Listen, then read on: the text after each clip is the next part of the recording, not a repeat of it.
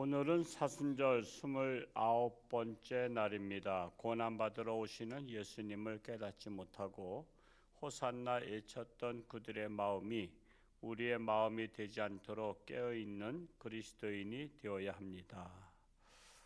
읽은 말씀 가운데 눈에 띄거나 마음에 담아두고 싶은 어기나 구절을 기록하십시오. 3절을 기록했습니다. 우리 3절을 다시 한번 읽어보겠습니다. 시작. 만일 누가 무슨 말을 하거든 주가 쓰시겠다 하라. 그리하면 즉시 보내리라 하시니.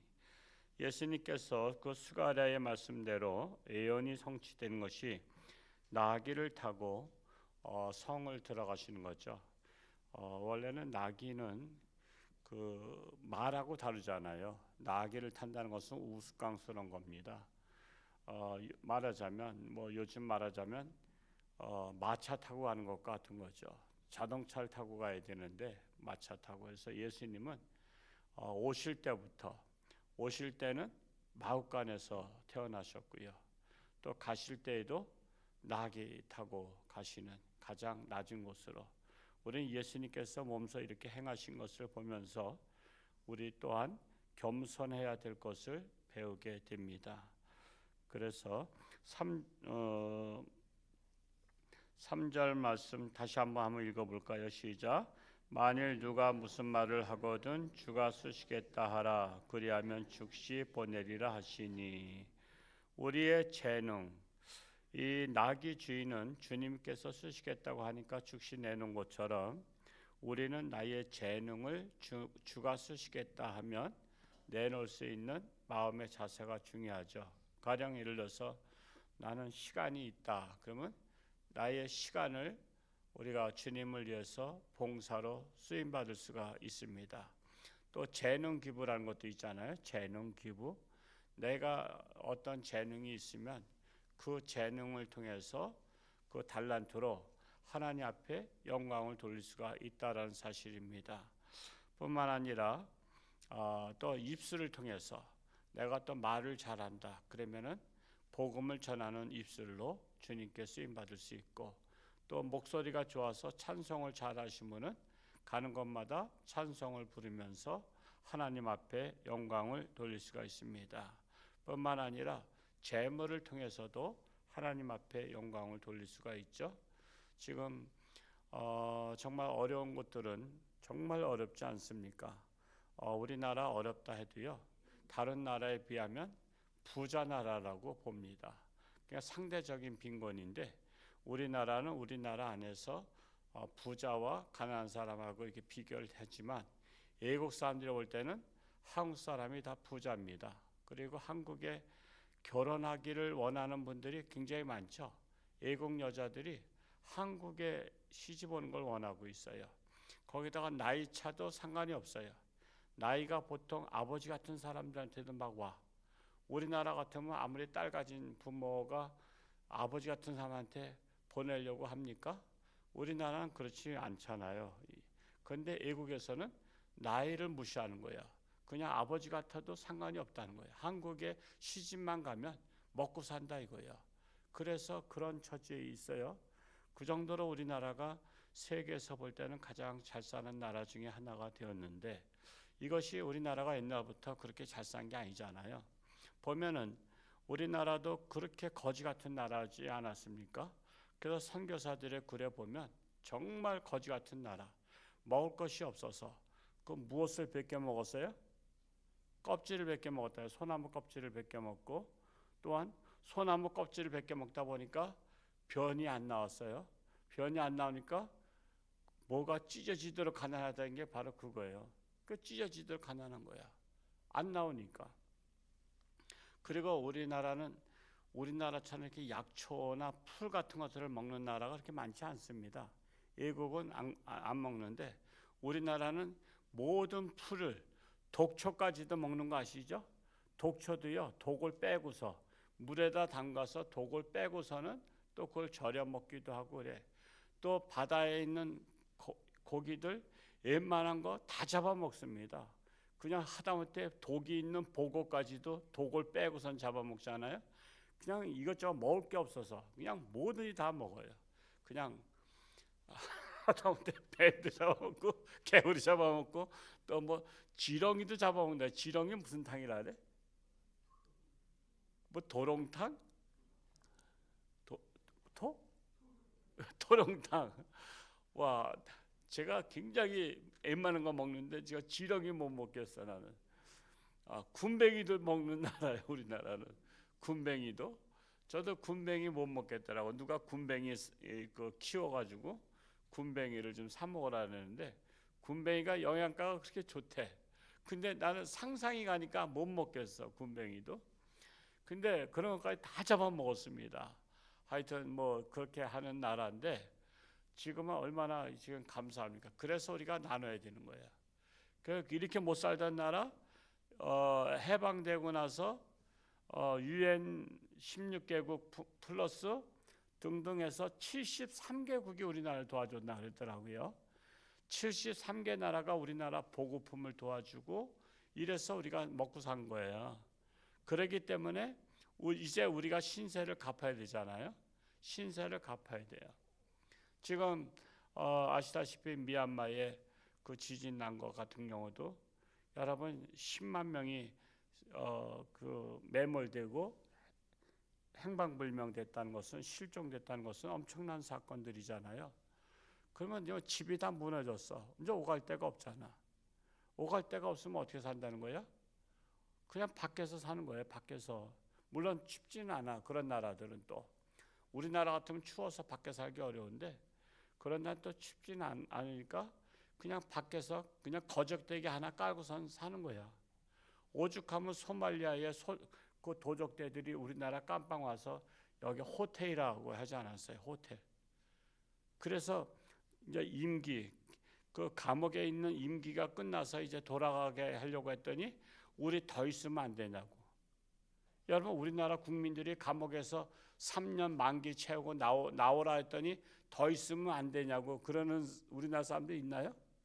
아이고 얼마나 지겨워. 하루만 감옥에 가도 지겨운데 우리는 그래. 근데 다른 나라 사람들은 우리나라 감옥이 호텔이래. 지금 더 있게 해달라고 사정을 했다는 거 아니야. 그 정도로 우리가 감사한 나라에 살고 있는데 이번에 어려운 일들을 당한 그런 때에 주가 쓰시겠다 하면은 우리는 또 이렇게 또 함께 십시일반 그들을 또 도와줄 필요가 있어요. 그게 주님께서 보시는 거야. 너 은혜를 아냐 모르냐? 은혜를 아느냐? 그걸 보시는 거야. 주는 자가 복이 있다 했잖아요. 그래서 우리도 이제는 신세를 갚는 거야. 신세 갚았다고 해서 착한 일 한 건 아니야. 여러분 빚진 자가 빚을 갚아서 착한 사람이에요? 그건 당연한 거예요. 빚을 갚고도 더 주면은 착한 사람이지. 더 주면. 우리는 빚 갚는 거예요. 우리나라는 빚을 많이 졌어요. 사랑의 빚을 많이 졌어요. 많은 나라가 우리나라를 도와줬어요. 그래서 빚을 많이 줬어. 저는 그 침례교 김장한 목사님, 미국 침례교에서 총회장까지 하신 김장한 목사님께서 그분의 책을 읽어봤더니 그분을 우리나라의 그 6.25 전쟁 때 왔던 군인이 그를 데려다가 공부시켰잖아요. 근데 그 군인이 교사야, 학교 선생님. 근데 이 학생을 키우기 위해서 결혼하면은 키우기가 어렵다고 결혼을 안 했어요. 여러분 남의 애 데려다가 얘 키우기 위해서 결혼 안 하는 사람 있으면 뭐라 그러겠어요? 여러분의 자녀가 30이 됐어. 근데 어서 고아를 하나 데려다가 키우면서 나는 얘를 뒷바라지하기 위해서 결혼 안 하겠다 그러면 여러분 자식이 자랑스러워 야단치겠어. 야 이놈아 애를 키우는 건 좋지만 너 결혼해야 될 거 아니야. 그럴 거 아니에요. 그러니까 제가 그분의 그 책을 읽어봤더니 그 자기를 키운 선생님이 우리 여기 우리나라 군인 왔던 사람이지만 결혼을 안 했더라고. 평생. 자 김장한 한 사람을 인물을 만들기 위해서 결혼도 안 해요. 세상에는 그런 사람들도 있어. 참 대단해. 여기 꿈꾸는 교회 목사님도 아이 하나 키우죠. 데려다가 하나 키워요. 그 쉬운 일 아니에요. 남에게 쉬운 게 아니에요. 내 자식도 힘들어, 내 자식도. 그래서 이렇게 정말 남을 위해서 희생하는 사람들이 참 많아요. 그래서 우리는 이러한 때에 정말 주가 쓰시겠다 하라는 메시지가 나한테 주어지는 메시지로 받아들이는 게 중요해요. 그리고 나는 내가 무엇을 통해서 주님께 영광을 돌릴 것인가를 생각해야 된다는 사실입니다. 하여튼 뭐 어제 제기도 했지만은 이번에 특별 헌금을 통해서 우리 또 경상도 산불 난 곳에 재난지원금, 그리고 또한 미얀마, 또 우리 또 미얀마 선교사는 김수학 선교사님 계신 곳에 또 100만 원을 후원하기도 했습니다만, 뭐 사실 지진 나서 집이 다 망가진 데에서는요 100만 원 아니라 1000만 원도 부족하잖아요. 그러니까 우리는 정성을 다해서 한번 이 모금에 함께 동참해서 주가 쓰시겠다 했을 때 우리는 다 쓰임 받을 수 있기를 축복합니다. 함께 나눌 묵상을 같이 한번 읽어보겠습니다. 시작. 예수님은 벳박에 이르러 제자들에게 나귀와 나귀 새끼를 가져오라고 명하셨습니다. 이는 스가랴 9장 9절의 예언의 성취입니다. 제자들은 예수님의 말씀대로 나귀를 가져왔고 예수님께서 그 위에 올라타시자 많은 무리가 자기 겉옷과 나뭇가지를 길에 깔며 환호했습니다. 사람들은 호산나 다윗의 자손이여 주의 이름으로 오시는 이여 가장 높은 곳에서 호산나라고 외쳤습니다. 예루살렘에 있던 사람들은 이 사람이 누구냐라고 묻자 갈릴리 나사렛에서 오신 예언자 예수님이라고 대답했습니다. 한 줄의 기도 같이 읽어볼까요? 시작. 예루살렘에 입성하시는 예수님을 위하여 겉옷과 나뭇가지를 깔아 받아들였던 사람들처럼 우리도 언제나 주님을 위하여 순종과 헌신의 마음으로 받아들이게 하소서. 이번 주에 이제 이웃 초청 잔치인데 우리가 이웃들 초청하신 분들을 예약을 보고를 해주시기 바라고요. 요즘에 또 많은 환자분들이 계셔요. 김진영 집사 이제 항암 치료하다가 방사선 치료 또 이번 주부터 또 들어간다고 하는데, 하여튼 뭐 저도 그런 치료는 뭐 받아보지 못했지만 뭐 다 들리는 말에 엄청 힘들다 그러잖아요. 항암 치료 힘들고 방사선 치료 그게 쉬운 게 아니라고 합니다. 젊은 청년이 이거 자신과의 싸움에서 승리할 수 있도록 기도해 주시고, 임순아 집사도 오늘 정확한 결과 나오지만 뭐 난소암일 수가 있고 말기라는 말도 있고 그래서 정말 하나님께서 함께 하시기를 기도해야 될 것 같고, 이숙기 성도도 이번에 있죠. 우리 주변에 나오지 못했습니다만 그분 같은 경우도 투석을 하고 있는 분이에요. 투석하는 분들 다 힘든 거 우리 선교사님도 하고 있지만은 그 얼마나 힘들겠어요. 하루에 4시간씩, 일주일에 3번씩 4시간씩 투석을 하고 있는데, 게다가 투석하거나 그럴 때는 또 합병증들이 또 많이 발생하잖아요. 그래서 어머니가 늘 오홍춘 성도님 어머니시잖아요. 늘 눈물로 기도하고 있어요. 정말 그분이 돌아가시면 또 딸도 누가 돌볼 사람도 없어요. 참 이런 게 가정의 여러 가지 문제들입니다. 이런 아픈 분들이 많이 있고요. 권순학 집사 같은 경우도 젊은 사람이 허리 디스크로 인해서 지금 여러 가지로 교회도 못 나오고 있고, 그런데 위해서 기도하시고, 하여튼 우리 여러 구외에도 많은 분들이 계셔요. 그런 분들을 위해서 교구별로 선교회별로 우리 기도 제목들이 나왔잖아요. 그 기도 제목 뭐 전체를 위해서 기도하기 어렵더라도 최소한도 내게 속한 선교회, 내게 속한 교구, 내게 속한 구역을 위해서 기도하시면서 정말 우리의 기도가 정말 하나님 들어주소서라고 할 수 있게 바랍니다. 나라를 위해서도 기도해야 되고요.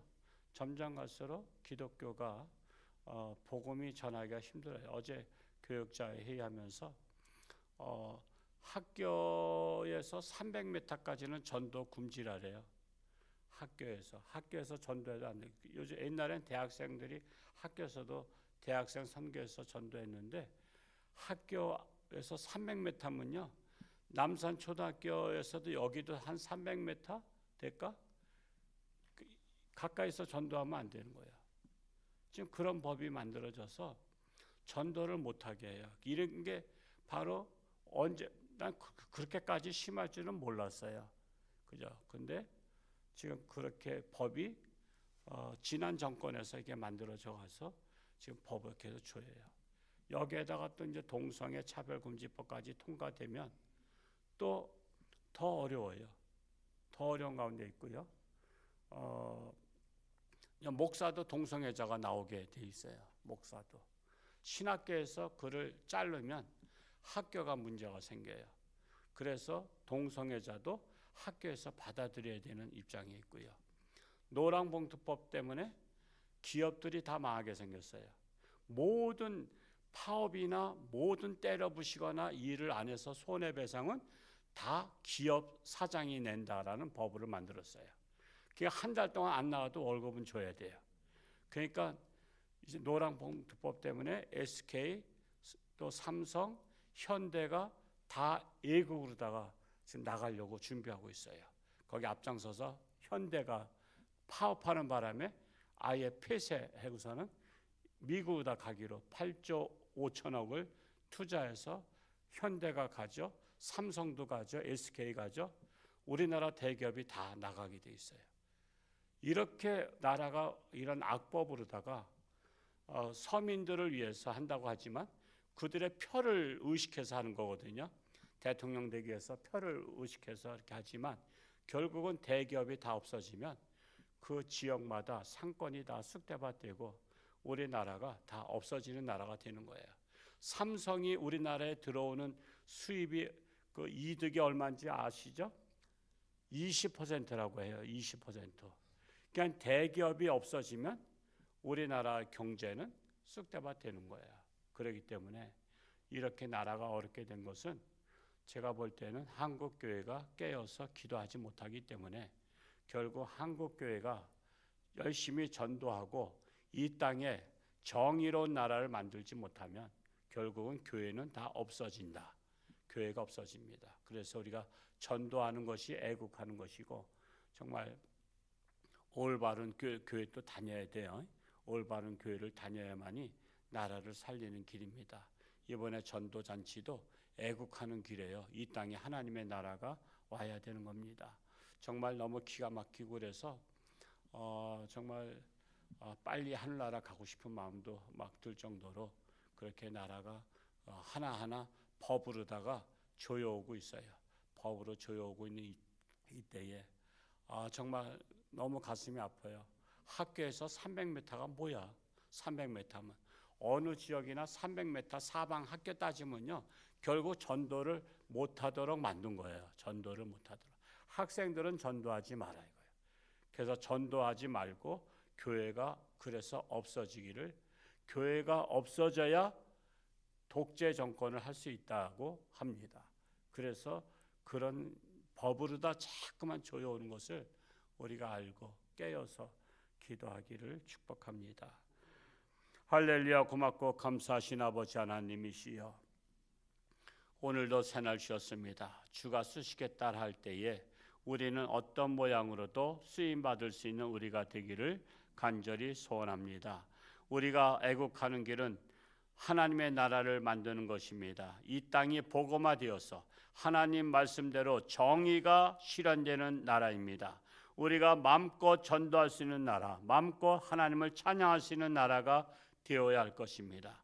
그러나 전도하지 못하는 나라로 나아가고 있습니다. 전도하면은 불법이 되고 있습니다.